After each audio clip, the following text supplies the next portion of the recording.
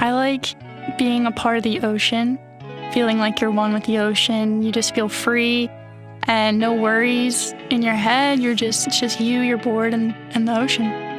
Surfing is where I feel free. When I'm out there in the ocean, I feel happy and I feel calm. I am Renel Forand, and I'm a fashion designer. The name of my collection is Resurfaced.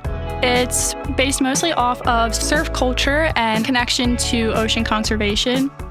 In order to be able to continue enjoying this sport that we love, we kind of need to take care of the ocean that it's connected to.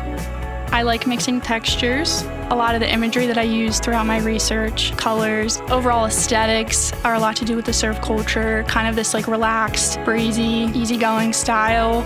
And then I pulled a lot in terms of like ocean conservation. You see a lot of like wave textures and imagery.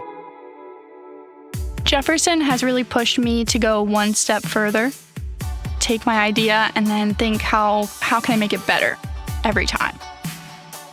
In a perfect world, I would end up with my own surf company because I feel like there's an underrepresentation of women and designers, of artists in the surf fashion industry.